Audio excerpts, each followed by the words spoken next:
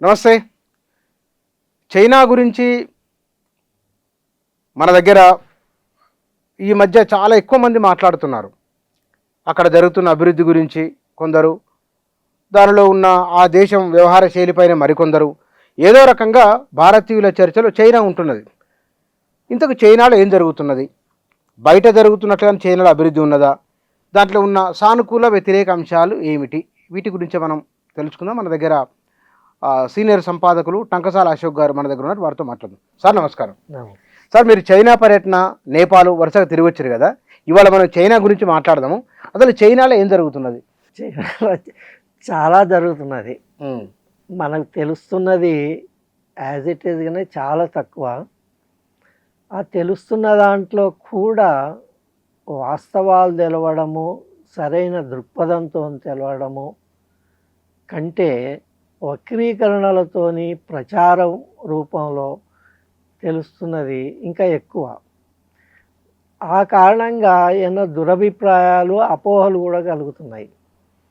అది పరిస్థితి జరగడానికి చాలా జరుగుతున్నది. కానీ అక్కడ విద్య, వైద్య రంగాలు ఎట్లా పనిచేస్తున్నాయి?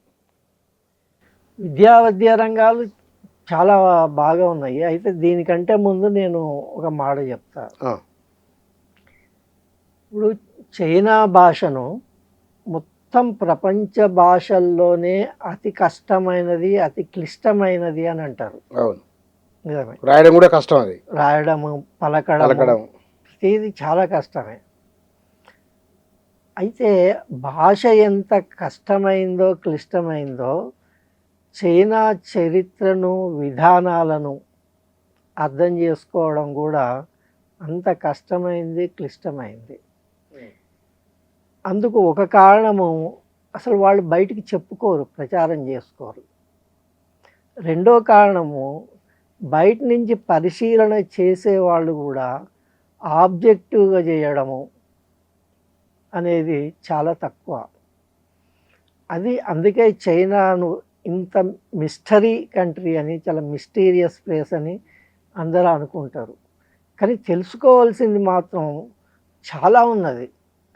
అది ఒక చైనా గురించి మనం అర్థం చేసుకోవడమే కాదు, వాళ్ళ విధానాల వల్ల జరిగే అభివృద్ధి ఏమిటి అనేది తెలుసుకుంటే అందులో అనేక పాఠాలు కూడా ఉంటాయి. బయట వర్ధమాన దేశాలకు, ఇండియా నుండి ఆఫ్రికా, లాటిన్ అమెరికా, ఇటువంటి డెవలపింగ్ కంట్రీస్ ఏవైతే ఉన్నాయో అవి తెలుసుకోవాల్సినవి, పాఠాలు నేర్చుకోవాల్సినవి కూడా చాలా ఉంటాయి. అది మన దగ్గర కృషి జరగడం లేదు. అది నేను ముందు ఒక చిన్న ఉపోద్ఘాతం చెప్పదలుచుకున్న విషయం. ఓకే సార్, ఇప్పుడు మనం కొన్ని రంగాల వారిగా మాట్లాడదాము. చైనా వెళ్ళగానే మీకు కనబడిన 1-2 ముఖ్యమైన అంశాలు, మిమ్మల్ని అబ్బురపరిచిన అంశాలు ఏమున్నాయి? ఒకటి, అసలు ఎటు చూసినా అభివృద్ధి.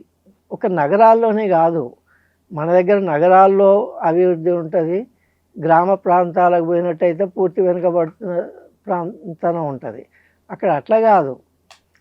నగరాలు, పట్టణాలు, నగరాలను బయటికి దాటిపోయినా కూడా, లేకపోతే గ్రామాలకు పోయినా కూడా అంతటా ఒకే విధమైన అభివృద్ధి, అన్ని పౌర సౌకర్యాలు ఉండడము, ప్రజలు ఆరోగ్యంగా ఉండడము, ఇది ఒకటి నాకు కొట్ట వచ్చినట్టుగా అనిపించిన విషయం.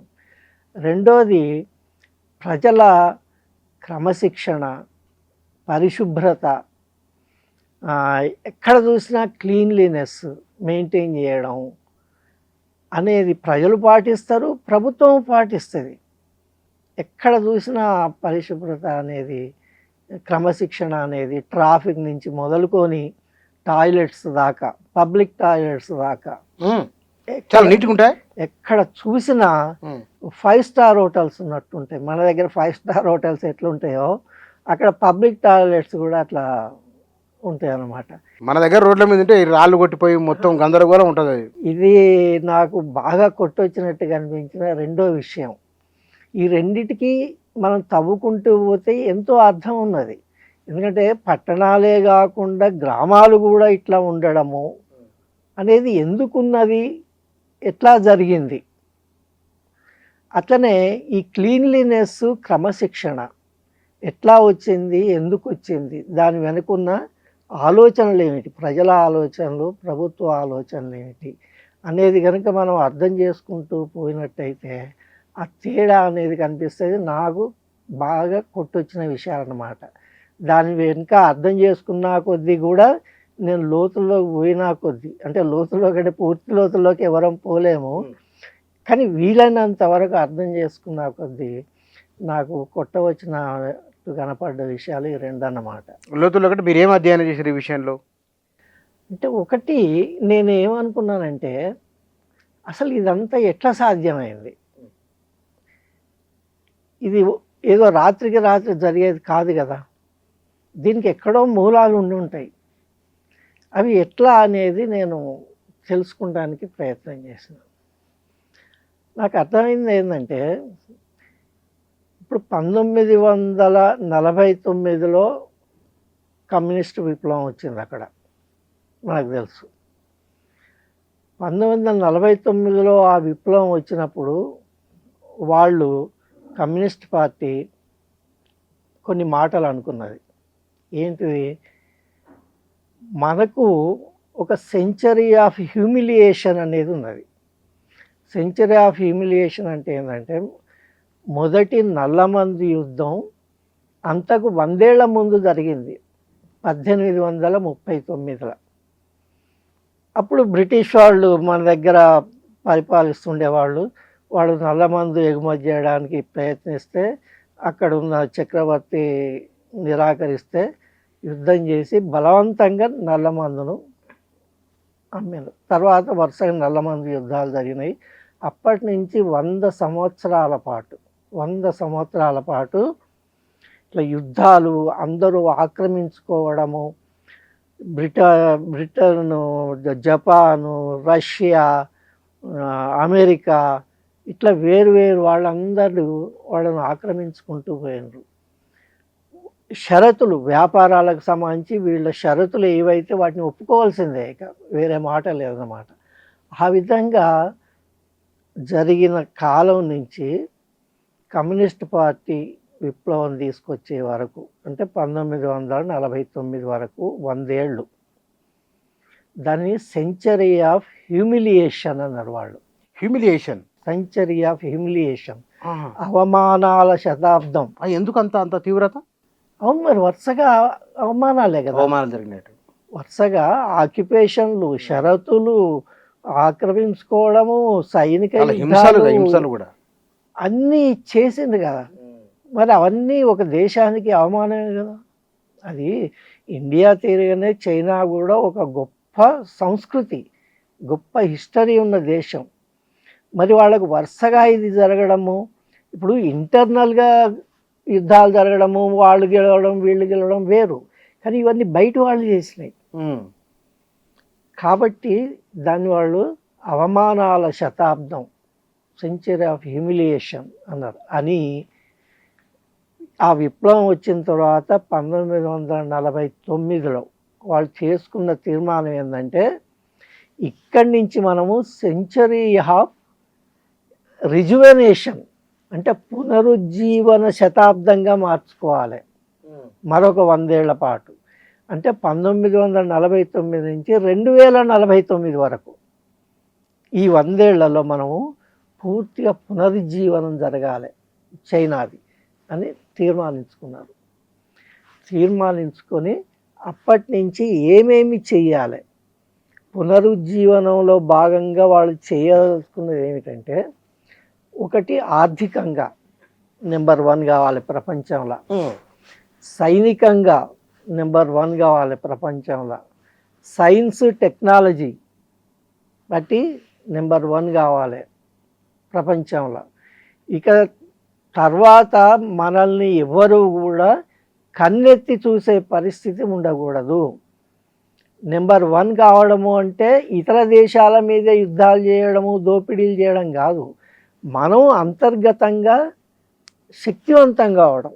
ఆ తర్వాత ఇక ఎవరు మన మీద యుద్ధాలు చేయడం కానీ, కన్నెత్తి చూడడం కానీ అటువంటి పరిస్థితి ఉండకూడదు అనే తీర్మానం 1949లోనే చేసుకున్నారు వాళ్ళు. చేసుకుని అప్పటి నుంచి ఇప్పటికి 75 ఏళ్ళు గడిచినాయి. ఇంకొక 25 ఏళ్ళు అయితే 2049 వస్తుంది. ఈ 75 ఏళ్ళనే ఏం జరిగింది మనం చూస్తూనే ఉన్నాం. ఇప్పుడు అది ఆర్థికంగా నెంబర్ 2 అమెరికా తర్వాత, సైనికంగా నెంబర్ 2 అమెరికా తర్వాత, సైన్స్ టెక్నాలజీ రంగాల్లో ఎన్నిట్లోనో చైనాను మించింది ఆల్రెడీ. ఇప్పటికే అమెరికాను మించిపోయింది చైనా. అమెరికాను చైనా సైన్స్ టెక్నాలజీకి సంబంధించి కొన్ని విషయాలలో ఇప్పటికే మించిపోయింది. ఆ మిగిలిన వాటికి సంబంధించి కూడా ఈ 2049 వచ్చే వరకు నెంబర్ 1 కావాలి అనేది వాళ్ళ ప్రయత్నం అన్నమాట. ఆ విధంగా విషయం ఏంటంటే గమనించగది, ఉత్తగా అనుకుంటే జరిగిపోదు కదా. అవును, ఇట్లా జరిగింది, అచీవ్ చేసిండ్రు అంటే ఎట్లా చేయగలిగిండ్రు అనేది. ఈ 75 ఏళ్ళ సంవత్సరాలలో వాళ్ళు చేసింది ఏంటంటే, మొదట బాగా ఆలోచించి నిర్ణయాలు తీసుకోవాలి, విధానాలు రూపొందించుకోవాలి. ఒకసారి వాటిని రూపొందించుకోవడం అంటూ జరిగితే ఇక దాని అమలుకు సంబంధించి ఎటువంటి పొరపాట్లు, ఎటువంటి లోటుపాట్లు ఉండకూడదు. ఏది ఏమైనా చేసి తీరవలసిందే. అది కేంద్ర స్థాయిలో కావచ్చు, రాష్ట్రాల స్థాయిలో కావచ్చు. మన దగ్గర ఉన్నట్టే అక్కడ కూడా రాష్ట్రాలు ఉన్నాయి. అక్కడ ఇక్కడ కూడా ఇది జరగాలి, కోఆర్డినేటెడ్గా జరగాలి అని మొదట నిర్ణయించుకొని ఇప్పటి వరకు కూడా, ఈ రోజు వరకు కూడా ఆ పని ఏ లోటుపాట్లు లేకుండా అమలు చేస్తూ వస్తున్నారు. అట్లనే ఈ మధ్యకాలంలో వాళ్ళను ప్రభావితం చేసినవి కొన్ని జరిగినాయి. ఒకటి, సరే 76 వరకు మావో ఉండే, 76లో ఆయన చనిపోయాడు. ఆయన చనిపోయిన తర్వాత ఆయన ఉన్నంత కాలం ఏమిటి అని అంటే, ఒకవైపు సోషలిస్టు సమాజం నిర్మాణం జరగాలి, రెండో వైపు అభివృద్ధి కూడా జరగాలి అని ఆయన రకరకాల ఎక్స్పెరిమెంట్లు చేశాను. అందులో కొన్ని సక్సెస్ఫుల్ అయినాయి, కొన్ని ఫెయిల్ అయినాయి. కానీ ఆయన చనిపోయిన తర్వాత పూర్తిగా సంస్కరణల దశ అనేది వచ్చింది. దెంగ్ షియాపింగ్ ఎవరిలో వచ్చింది? అదే దెంగ్ షియాపింగ్. ఈయన మావో చనిపోయిన తర్వాత ఆయనే అధికారంలోకి వచ్చిండు. ఆయన నాయకత్వంలోనే మొదలైనవి ఇవన్నీ. అయితే ఆ తర్వాత నుంచి కూడా కొన్ని టర్నింగ్ పాయింట్స్ అన్నదగ్గ జరిగినాయి అన్నమాట. ఇది చైనీస్ హిస్టరీలో వాళ్ళ పాలసీస్కి సంబంధించి, వాళ్ళ డెవలప్మెంట్కి సంబంధించి కూడా. మొదటిది 1989లో థియనాన్మెన్ స్క్వేర్ రిబెలియన్ జరిగింది. అవును, ప్రపంచవ్యాప్తంగా విమర్శలు వచ్చినాయి కదా.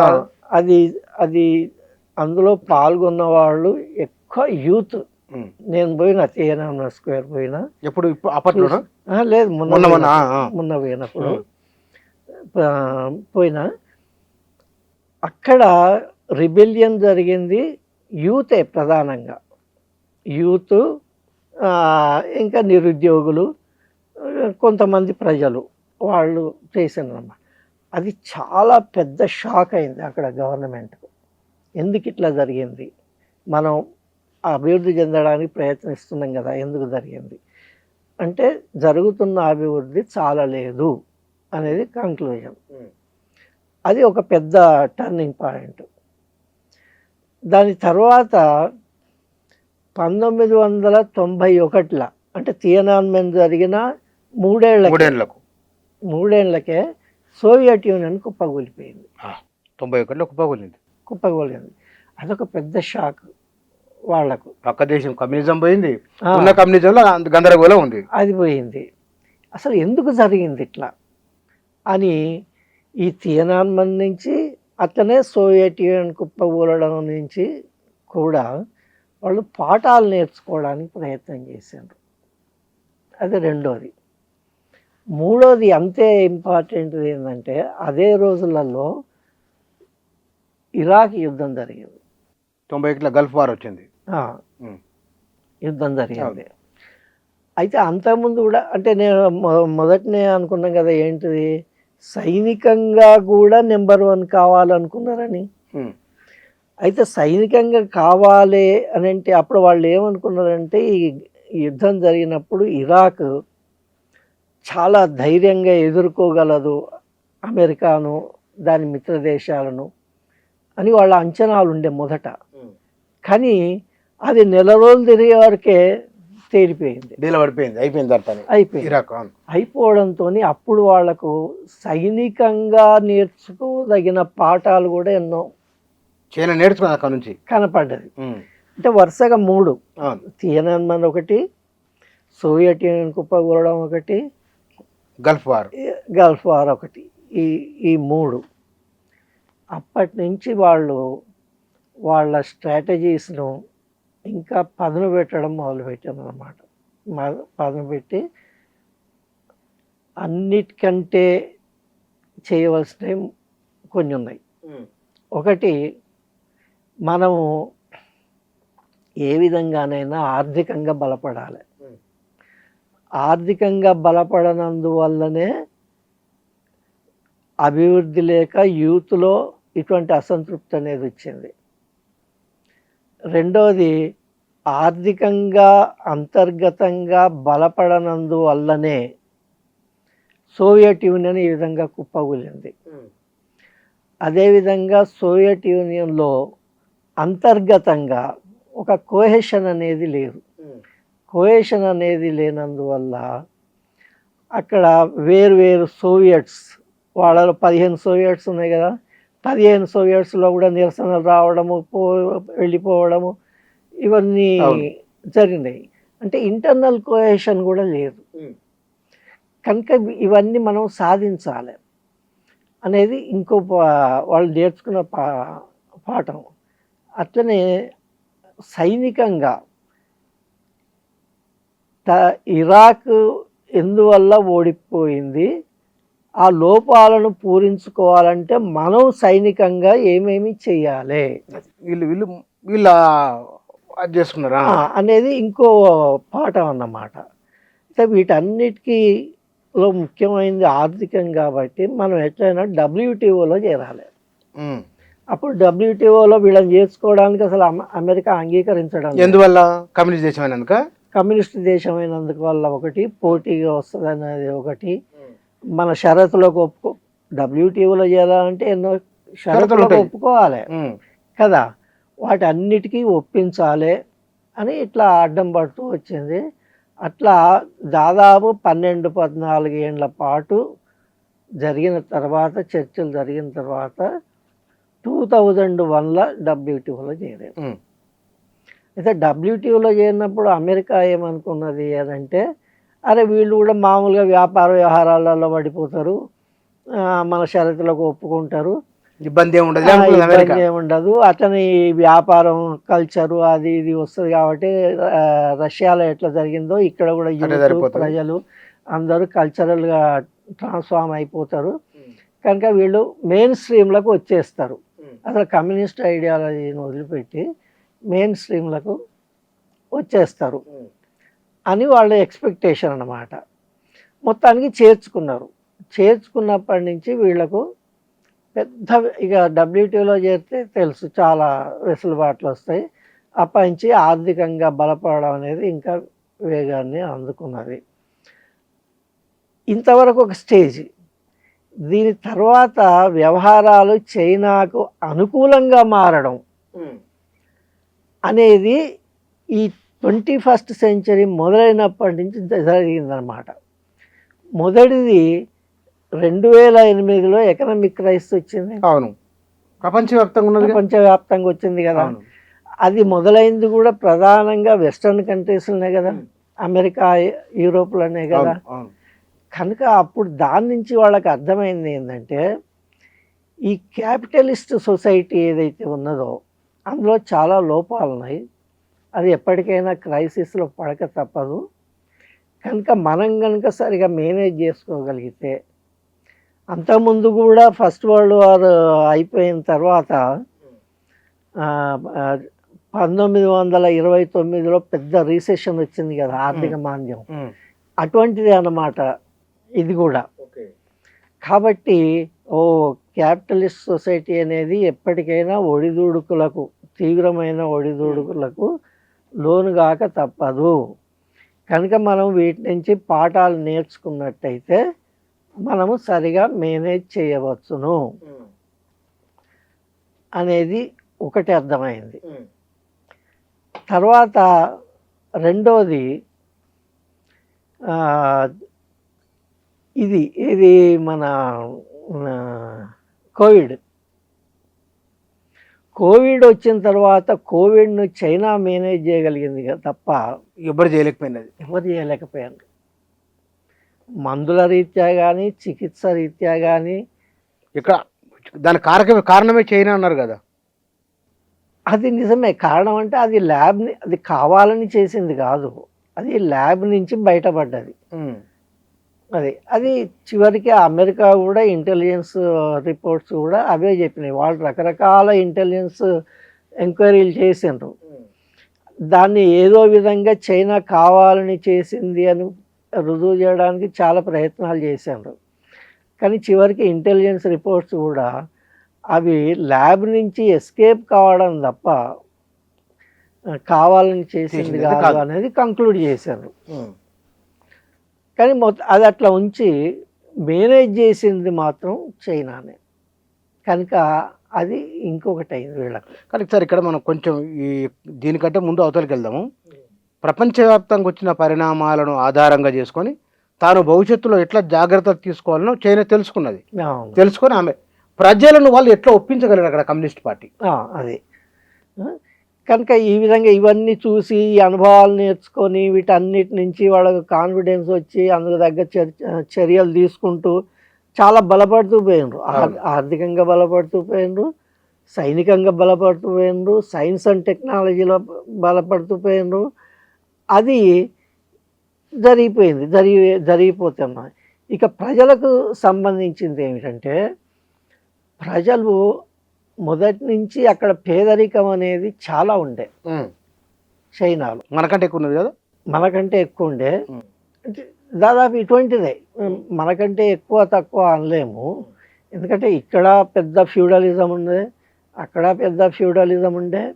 అక్కడ పేదరికము, నిరక్షరాస్యత, అనారోగ్యము, అవినీతి ఇవన్నీ ఇక్కడ ఉండే, అక్కడ ఉండే. దాన్ని ఖచ్చితంగా ఒక మీటర్ ప్రకారము ఏది ఎక్కువ ఏది తక్కువ అని అనలేము. పైగా రెండిటి జనాభా దాదాపు ఒకటే కదా.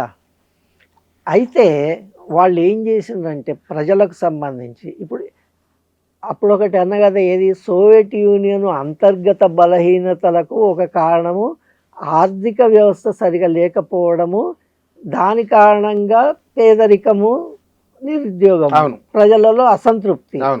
అందుకే అట్లా జరిగింది అనుకున్నాం కదా. వీళ్ళు ఏం చేసిండ్రు, ముందు ప్రజలను సంతృప్తిగా ఉంచాలి, ప్రజలు ఇంత పేదరికంలో ఉండకూడదు అనుకొని వాళ్ళు మన దగ్గర దీన్ని పేదరిక నిర్మూలన కోసము ఏమేమి చేయాలి అనే దాన్ని తీసుకొని చాలా కృషి చేసిండ్రు. భూ సంస్కరణల ద్వారా, పరిశ్రమల అభివృద్ధి ద్వారా, వ్యాపారాన్ని డెవలప్ చేయడం ద్వారా. ఈ విధంగా చేయడం వల్ల ఏంటంటే, ఐక్యరాజ్య సమితే చెప్పిన దాని ప్రకారము 100 కోట్ల మంది ప్రజలను నికృష్ట దారిద్ర్యం నుంచి చాలా తక్కువ కాలంలో పైకి తెచ్చేసిండ్రు. మొత్తం దేశం అంతా. అంటే ఎంత పకడ్బందీ ప్లాను, ఎంతమంది పనిచేసి ఉండాలి. దాన్ని ఐక్యరాజ్య సమితే తన రిపోర్ట్లో ఏం చెప్పింది అని అంటే, చైనా చరిత్రలు కాదు, అసలు మొత్తం మొత్తం మానవ జాతి చరిత్రలోనే ఇంతమంది ప్రజలను ఇంత వేగంగా దారిద్ర్యంలోంచి బయటికి తీసుకొచ్చిన దృష్టాంతం ఇంకొకటి లేనే లేదు, చైనా తప్ప అని ఐక్యరాజ్య సమితి చెప్పింది. కనుక ఆ విధంగా ప్రజలలో అసంతృప్తి అనేది లేకుండా పైకి తీసుకొచ్చారు ఒకటి. రెండోది పనులు కల్పించడం. ఇదంతా మరి వాళ్ళు చేసే అదంతా చేసినట్టు ఏదో బియ్యం ఇచ్చుడు, ఇండ్లు కట్టించుడు అట్లా కాదు కదా.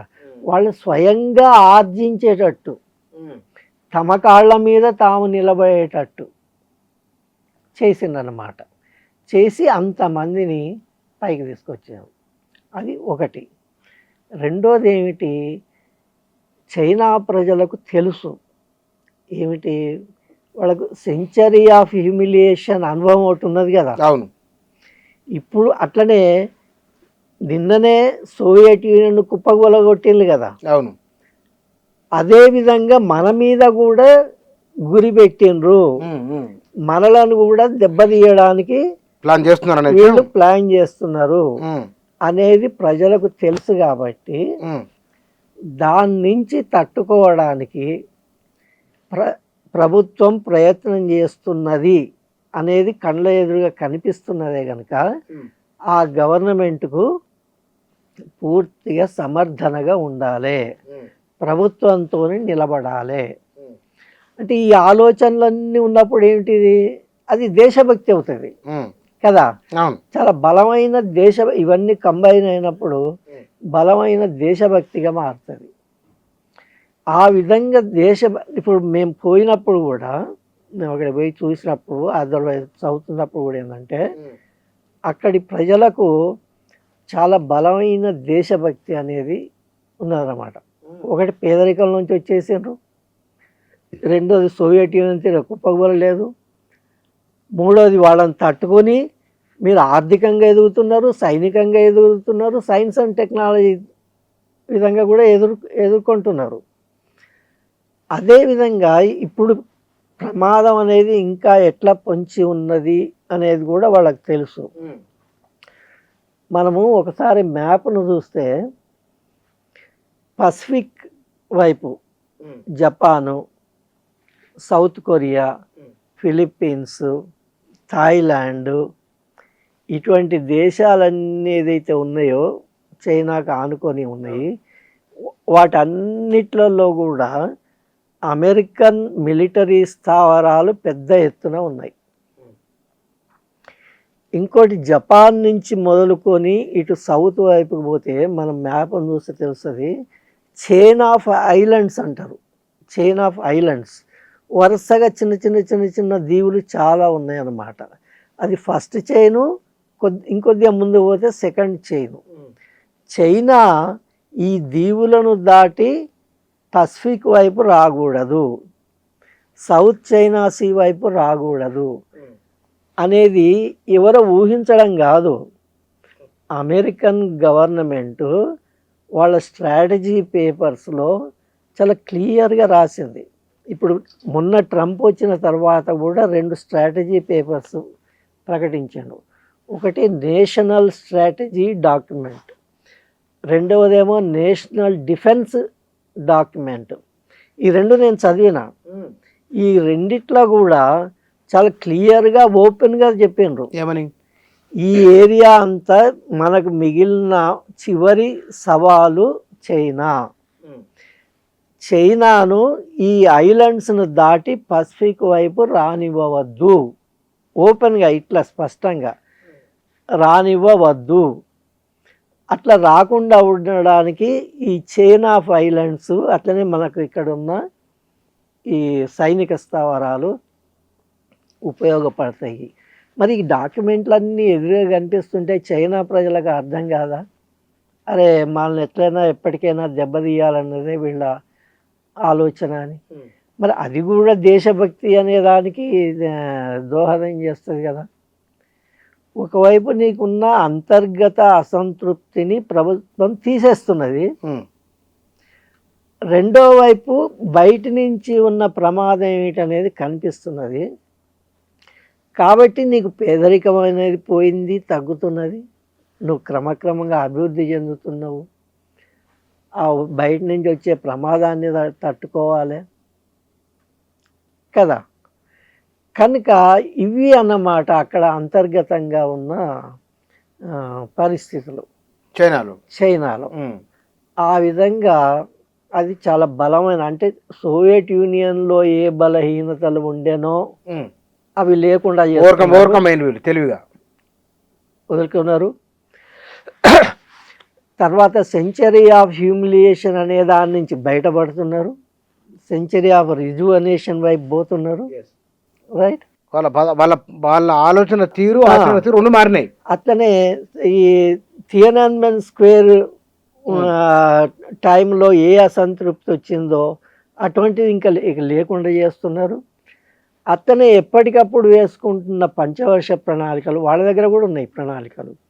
ఆ ప్రణాళికలు అమలవుతున్నది, ప్రజలకు కనిపిస్తున్నది, దాని ఫలితాలు కూడా కనిపిస్తున్నాయి. ఇది అంతర్గత పరిస్థితి. కానీ మనకు కనపడుతుంది చార్లెస్ బెత్లెహేమ్ చైనాలో ఏం జరుగుతుందని రాసిన గ్రంథం. అది కమ్యూనిజమా, క్యాపిటలిజమా, విధ్వంసమా, విస్థాపన, నిర్మాణమా, వినిర్మాణమా, చాలా రకాల చర్చలు మన తెలుగునాట బాగా జరిగినాయి. మీకేమనిపించింది అక్కడ పోయిన తర్వాత? అది నిర్మాణం ఒకటి.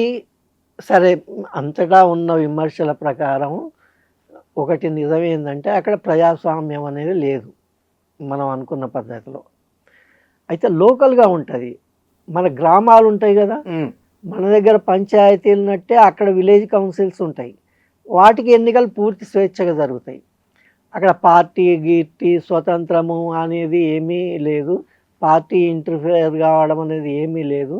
ప్రజలు నా ఇష్టం ఉన్నవాళ్ళు పోటీ చేస్తారు, ఎవరికి ఇష్టం ఉన్నవాళ్ళు వాళ్ళు వేస్తారు. కానీ పైకి పోయిన కొద్దీ మనం ప్రజాస్వామ్యం అనేది లేదు, పూర్తిగా పార్టీ కంట్రోల్ చేస్తుంది. సైన్యాన్ని కూడా పూర్తిగా పార్టీనే కంట్రోల్ చేస్తుంది. అయితే అటువంటి కంట్రోల్ ఉన్నది కనుకనే ఈ అనుకున్న ప్రణాళికలన్నీ కూడా తూచా తప్పకుండా అమలవుతున్నాయి. అయితే వాటి ఫలితాలు కూడా ప్రజలకు వస్తున్నాయి. వాటి ఫలితాలు కూడా దేశం అభివృద్ధిలో ఓవరాల్గా కనిపిస్తున్నాయి.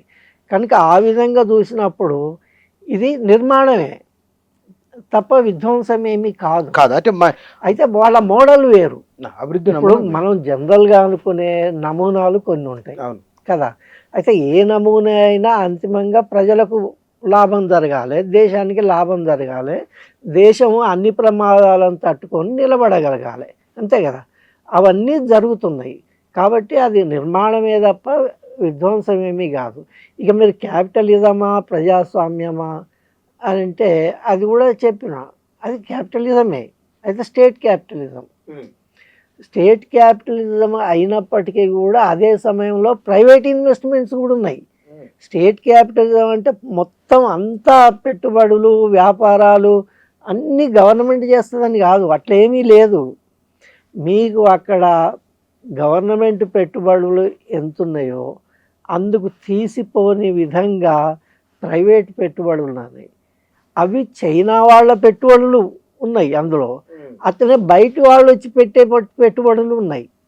ఇప్పుడు చైనాలో బయట కంపెనీలు చిన్న పెద్దవి కలిసి ఎన్ని ఉంటాయి చెప్పండి అందాదా?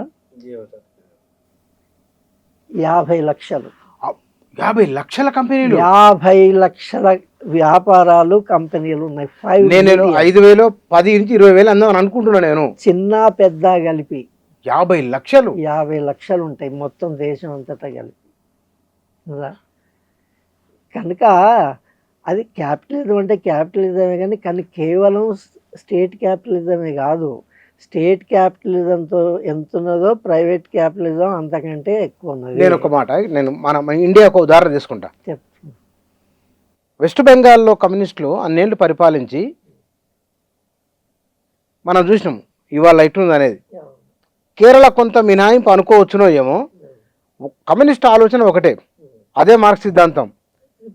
త్రిపుర కూడా ఇంప్లిమెంటేషన్లో చైనా ఎట్లా అద్భుతంగా నిలబడగలిగింది, వీళ్ళు పరిపాలన రాష్ట్రాల్లో వీళ్ళు ఎందుకు నిలబడలేకపోయారు? నాయకత్వ లోపమా, ప్రజల ఆలోచన? అసలు ఆ పోలిక పూర్తిగా రైట్ కాదు.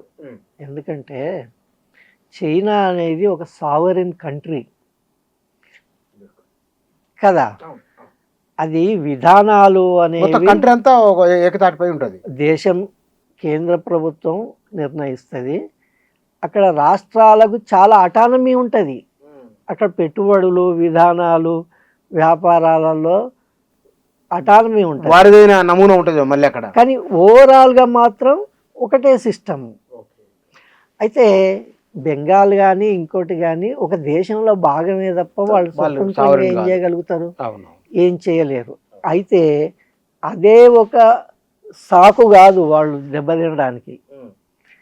అంతర్గతంగా కూడా అంటే రాష్ట్ర స్థాయిలో చేయగలిగినవి కూడా ఎన్నో ఉంటాయి కదా, చాలా ఉంటాయి. 100% ఢిల్లీ నుంచే ఏం జరగదు. అయితే అంతర్గతంగా చేయవలసిన వాటిల్లో కూడా బెంగాల్ కమ్యూనిస్టులు మొదటి నుంచి విఫలమైనరు, అనేక విషయాలుగా విఫలమైనరు. ఓకే. భూ సంస్కరణలు అన్నారు, అవి కూడా వాళ్ళ అన్న ప్రకారం ఏమీ చేయలేదు. ఇప్పుడు కౌలుదారులకు రక్షణ కల్పించారు, రక్షణ కల్పిస్తూ చట్టం చేసిండ్రు. కానీ భూ పంపిణీ జరగలేదు. భూ పంపిణీ భూమి మళ్ళీ భూస్వాముల దగ్గరనే ఉండిపోయింది. మళ్ళీ అదే భూస్వాములు వచ్చి మీ పార్టీలో చేరిండ్రు. అదే భూస్వాములు ఇదివరకు తిరగనే మళ్ళీ అవే దోపిడీ, అదే అత్యాచారాలు జరిపినారు. కానీ మీరు అధికారంలో ఉండాలి కాబట్టి వాళ్ళని చేర్చుకున్నారు, వాళ్ళకి అధికారం ఇచ్చిండ్రు, వాళ్ళకి రక్షణ కల్పించారు. అంతగా తప్ప మారిపోయిన లేదు. అట్లా జరగకపోతే అక్కడ నక్సలిజం ఎందుకు వస్తుంది? వెస్ట్ బెంగాల్ కరెక్ట్ కదా. అవును. కనుక అట్లా అంటే ఇటువంటి వైఫల్యాలు చాలా చెప్పచ్చు. ఉదాహరణకు ఇంకొక ఉదాహరణ చెప్పాలి అని అంటే అవినీతి. మనం జ్యోతిబాసు అని అనుకుంటాం, కానీ జ్యోతిబాసు కాలం నుంచి వాళ్ళ అధికారంలోకి వచ్చింది 1977. ఎమర్జెన్సీ. జ్యోతిబాసు ఉన్నప్పటి నుంచే వాళ్ళ పార్టీ యంత్రాంగం, పార్టీ నాయకులు కలకత్తా లెవెల్ నుంచి కింది లెవెల్ వరకు అవినీతిలో పడడం మొదలైంది. చైనా కమ్యూనిస్ట్ పార్టీ నిజంగానే చాలా ముందు చూపుతో ఉన్నట్లు, వాళ్ళు క్యాపిటలిజం ఉన్నా సరే తమను తాము వాళ్ళు కాపాడుకున్నట్లు ఆ మేరకు. కానీ చైనా మీద ఒక అభిప్రాయం ఉన్నది. అమెరికా చైనా రెండు తీసుకున్నప్పుడు చైనా ప్రపంచాత్మ కాలేకపోతున్నది, అమెరికా ప్రపంచాత్మ కాగలదు అని అంటారు.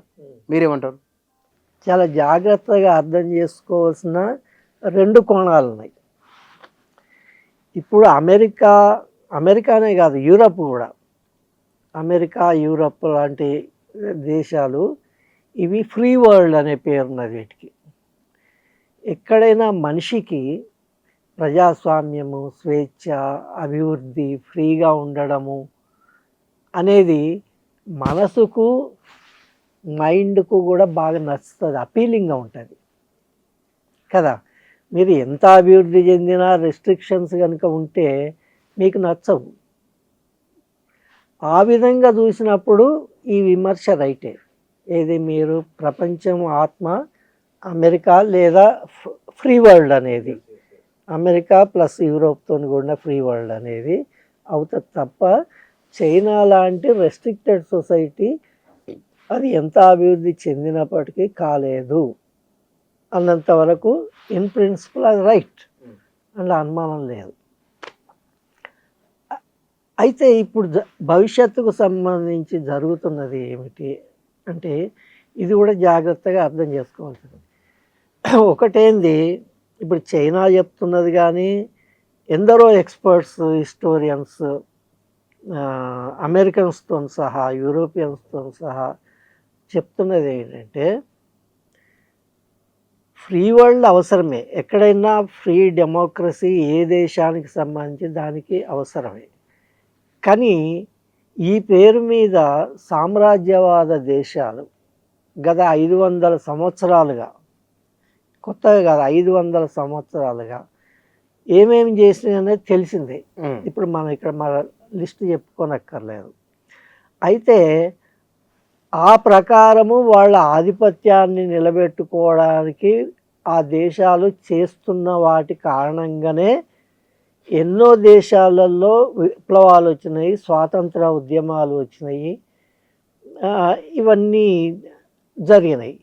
ఇప్పుడు మనకి ఎదురుగా ఉన్న నిన్న వెనుజులా కానీ ఇప్పుడు ఇరాన్ కానీ కళ్ళెదురుగా కనిపిస్తున్నాయి. కాబట్టి ప్రజలు ఎప్పటికైనా ఒకవైపు స్వాతంత్రాన్ని, స్వేచ్ఛను కోరుకుంటారు, అందులో భాగంగా తమ దేశాలు స్వేచ్ఛగా ఉండాలని కూడా కోరుకుంటారు కదా. అయితే ఆ విధంగా అంటే ఇందులో ఒక ఇంపార్టెంట్ పాయింట్ ఏంటంటే చైనా స్ట్రాటజీకి సంబంధించి. చైనా స్ట్రాటజీ ఏమిటంటే వాళ్ళు ప్రతి దాంట్లో నెంబర్ 1 కావాలనుకున్నారు, నిర్ణయం తీసుకున్నారు అని అన్నాం కదా. అయితే నెంబర్ 1 కావడము అనేది వెస్టర్న్ కంట్రీస్ తీరుగా యుద్ధాలు చేసి, ఎక్స్ప్లాయిట్ చేసి, దోపిడీ చేసి, డామినేట్ చేసే పద్ధతిలో కాదు. వాళ్ళ పాలసీ ఏంటంటే విన్ విన్ పాలసీ అంటారు దాన్ని. అంటే మేము గెలుస్తాము, మీరు గెలవాలి, మేము లాభపడాలి, మీరు లాభపడాలి, శత్రుత్వం లేని పని. అది ఒకటి. రెండోది వాళ్ళు చెప్పేది మేము ఎవరికి కూడా ఇంటర్నల్ అఫేర్స్లో మేము జోక్యం చేసుకోము. ఇప్పుడు వెస్టర్న్ కంట్రీస్ అన్నీ మొదటి నుంచి చేస్తున్నది, ఇప్పటికీ చేస్తున్నది అదే కదా. కానీ మేము అట్లా కాదు, మీ వ్యవహారాలు మీరు మీ ప్రజలు తెలుసుకోవాలి, మంచి కానీ చెడు కానీ, అందులో మా వైపు నుంచి ఏమీ జోక్యము ఉండదు అనేది వాళ్ళ స్ట్రాటజీ. ఈ ప్రకారం చేస్తూ అంటే వీటిని బేసిక్ ప్రిన్సిపల్స్గా పెట్టుకొని వాళ్ళు చేస్తున్నది ఏంటంటే లాంగ్ టర్మ్లో అన్ని దేశాలతోని సత్సంబంధాలు, మంచి వ్యాపార సంబంధాలు పెట్టుకొని మనం అందరి దృష్టిలో అందరికీ మిత్రులుగా ఉండి డెవలప్ కావాలి. అది కనుక జరిగినట్లయితే ఈ సామ్రాజ్యవాదం అనేది దానంతటదే అక్కడి అన్ని దేశాల ప్రజలు నిరాకరిస్తారు, అది కుప్పగూలిపోతుంది అని వాళ్ళ ఉద్దేశం అనేది వాళ్ళ అవగాహన అన్నమాట. అదే ప్రకారం చేస్తున్నారు కూడా. ఇప్పుడు బెల్ట్ అండ్ రోడ్ ఇనిషియేటివ్ అన్నది, అతనే మల్టీపోలారిటీ, బహుళ ధ్రువ ప్రపంచం, ఏకధ్రువ ప్రపంచం కాదు బహుళ ధ్రువ ప్రపంచం అనే మాట ఇప్పుడు అంతటా వినిపిస్తున్నది. అది పాపులర్ అయిపోయింది. అంటే ఇవన్నీ అటువైపు పడే అడుగులే, అది ఎప్పటికైనా విజయవంతం అవుతుంది అని వాళ్ళ అవగాహన. సార్ ఇక్కడ మీరు చైనాలో ఎక్కడెక్కడ తిరిగిండ్రు? మేము మొదట బీజింగ్ పోయినాం. బీజింగ్ అది పొలిటికల్ క్యాపిటల్, అడ్మినిస్ట్రేటివ్ క్యాపిటల్. తర్వాత షాంఘై పోయినాం.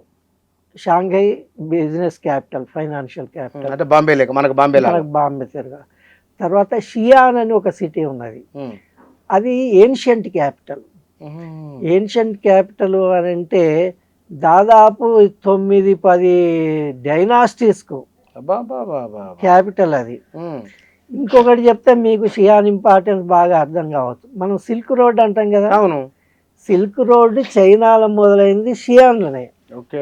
షియాన్ నుంచి మొదలయ్యి సెంట్రల్ ఏషియా మీదుగా రోమ్ దాకా పోయింది, ఇటలీ రోమ్ దాకా పోయింది.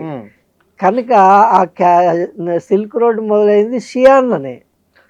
అది దాని ఇంపార్టెన్స్ అన్నమాట. కనుక అక్కడికి కూడా ఈ 3 సిటీస్ తిరిగి వచ్చారు. మీకు మన స్కూల్ ఎట్లా ఉన్నాయి సార్ అక్కడ? అంటే మేము పోయినప్పుడు హాలిడేస్, దాని వెకేషన్స్. అయితే బయట నుంచి చూసినాము, బ్రహ్మాండంగా ఉన్నాయి. అతని ఎడ్యుకేషన్ చాలా బాగుంటుందని విన్నాం. అంటే అక్కడ లోకల్ వాళ్ళతో మాట్లాడతాం కదా, ఎడ్యుకేషన్ చాలా బాగుంటుందట. అంత గవర్నమెంటేనా? అంత గవర్నమెంటే. లేదా ప్రైవేట్ కూడా కొన్ని ఉన్నాయి, లేవని కాదు. అయితే ప్రైవేట్ ఎంత బాగుంటాయో గవర్నమెంట్ కూడా అంత బాగుంటాయి. కాబట్టే ఎడ్యుకేషన్లా, లిటరసీలా, సైన్స్ అండ్ టెక్నాలజీలా వాళ్ళు ఆ లెవెల్కి రాగలుగుతున్నారు అన్నమాట. అట్లనే హెల్త్ కూడా ప్రైవేట్ వాళ్ళు ఉన్నారా? అందులో కూడా ప్రైవేట్, కానీ చాలా తక్కువ. మన తీరే కాదు, చాలా తక్కువ. ఇప్పుడు మన దగ్గర ప్రైవేట్ ఏంది ఇక అదే ఇక అంత మొత్తమే ప్రైవేట్ గవర్నమెంట్ ఉన్నా అక్కడ అట్లా కాదు. అక్కడ అట్లా కాదు, అన్నీ చాలా బ్రహ్మాండంగా ఉంటాయి. స్కూళ్ళు, హాస్పిటల్స్, ప్రతిదీ ఎంత నీట్గా ఉంటుందంటే మన చెప్పిన కదా టాయిలెట్స్, పబ్లిక్ అన్నప్పుడు మనకి ఏం లేదు. పబ్లిక్ టాయిలెట్స్ కూడా 5 స్టార్ హోటల్ ఉన్నాయి. కానీ మన మనుషుల హ్యూమన్ రిలేషన్స్ ఎట్లా ఉన్నాయి? చాలా బాగుంటాయి. అయితే ఒకటి ఇంత జరిగినా అసమానతలు అనేవి ఉన్నాయి, అలా అనుమానం లేదు. అయితే మనంత కాదు, మన తీరుగా కొందరు ఆకలికి చావడము, అడుక్కోవడము ఇటువంటిది ఏమీ లేదు. కానీ అసమానతలు అయితే ఉన్నాయి. అట్లా అంటే పేదరికం తేడా ఉంది, అది ఉన్నది. ధనిక పేద తారతమ్యము బాగా ఉన్నాయి. బాగా కాదు అంటే అంటే ఒకటి, మీరు పేదవాళ్ళు కనీస అవసరాలకు ఏమి సమస్య లేకుండా వాళ్ళ చికిత్సకు కానీ వాళ్ళ పిల్లల చదువులకు కానీ ఇంకో దానికి కానీ ఏ కొరత లేకుండా ఉండడము అనేది ప్రధానం. మన దగ్గర అటువంటి కొరతలు ఉన్నాయి, అక్కడ అటువంటిది ఏమీ లేదు. అది అన్నమాట మనకు అక్కడికి ఉన్న తేడా. ఇక్కడ ఇంకోటి అవినీతి చెప్పాలి. అదే అవినీతి కూడా మన దగ్గర ఉన్నట్టే అక్కడ ఉన్నది. అయితే మనంతా కాదు, అయితే ఎక్కువ ఉండేది ఏంటంటే హై లెవెల్స్లో. అందుకే అక్కడ కనుక అయితే ముఖ్యంగా ఈ షీ జిన్పింగ్ వచ్చిన తర్వాత ఆయన మొదట్లోనే అవినీతి మీద యుద్ధం ప్రకటించి ఎంతటి వాడైనా సరే, ఎందుకు మొన్ననే హ్యాంగ్ చేసినట్టు కదా, కొద్ది వారాల క్రితమే టాప్ మిలిటరీ జనరల్స్ను తీసిపడేసిండు ఉద్యోగంలోంచి. టాప్ మిలిటరీ జనరల్స్ను అసలు అవుట్ రైట్గా తీసిపడేసిండు అనమాట. అట్లనే ఈ అవినీతి కనుక అధికారులు అది ఇది చేస్తే అది అంటే విచారణ జరగకుండా ఏది చేయరు. ఇది తప్పకుండా మన దగ్గర తిరిగినా అక్కడ కూడా విచారణ ఉంటుంది. అక్కడ వాళ్ళు కూడా వాళ్ళ లాయర్లను పెట్టుకోవచ్చు, అవన్నీ ఉంటుంది. రుజువు అయితే ఆ నేర తీవ్రతను బట్టి వాళ్ళను ఉరి కూడా తీసేస్తారు. అంతే. కానీ అక్కడ చైనా ప్రభుత్వాన్ని ఎవరిని విమర్శిస్తే, ఆ మధ్య జాక్మా ఏదో అన్నాడని చెప్పి ఆయన 1,00,000 కోట్లు ఎగిరిపోయినాయట, కొద్ది రోజులు కనబడకుండా పోయినట్టు ఆయన. అదే పోయిన మాట నిజమే, కానీ మళ్ళా వచ్చేయండు. అయితే ఒక గమ్మత్ ఏంటంటే అటువంటి వాళ్ళు కూడా దేశం వదిలిపెట్టి వెళ్ళిపోరు మన దగ్గర తిరగా. మన దగ్గర ఈ ఆర్థిక నేరాలు చేసిన వాళ్ళు ఎక్కడికి పోయి ఎట్లుంటున్నారో మనకు తెలుసు. మళ్ళీ జాక్మా కూడా తిరిగే వచ్చాడు, ఆయన కూడా రిహాబిలిటేట్ అయ్యిండు, ఆయన కూడా తిరిగి వచ్చాడు. కనుక ఆ తేడా అనేది ఉంటుంది అక్కడికి ఇక్కడికి. భారతదేశంలో రెండు పోటాపోటీగా ఒకటి అభివృద్ధి చెందిన దేశాలే. మీరు చైనా గురించి చెప్పాల్సి వచ్చినప్పుడు పొడి మాటల్లో చెప్పమంటే మీరేం చెప్తారు? అమెరికా చైనా రెండిట్లలో ఈ రెండు అభివృద్ధి చెందిన దేశాలు రెండే ఉన్నాయి ఇలా ప్రపంచంలో. మిగతా ఉన్న ఈ రెండుతో సమానంగా ఏవి లేవు. చైనాకు మీరు వెళ్ళి చూసి అక్కడ తిరిగి వచ్చారు కాబట్టి చైనా గురించి ఒక మాట చెప్పండి అని అంటే కనుక మీరేం చెప్తారు? అభివృద్ధి అనే మాటకు అసలు మన నిర్వచనం ఏమిటి అనే దాన్ని బట్టి ఉంటుంది కదా.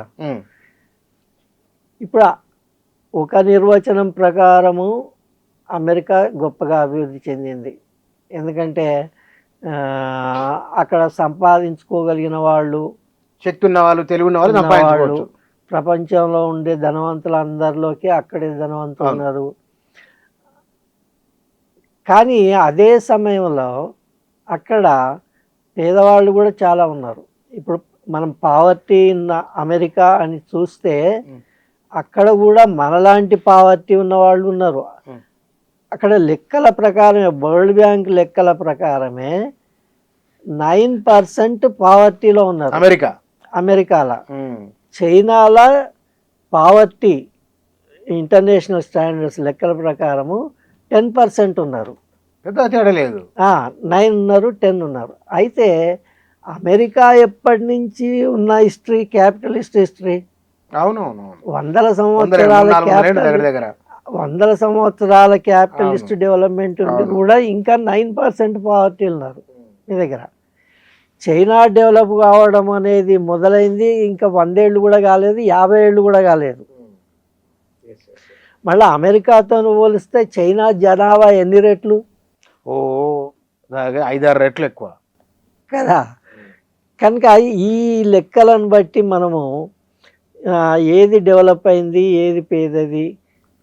చైనా గురించి చెప్పమంటే మీరు తిరిగింది కదా, మీలో కలిగిన భావన ఏమిటి, మీరు ఏం చెప్తారో ఒక మాట చెప్పమంటే అని నేను అడిగిన.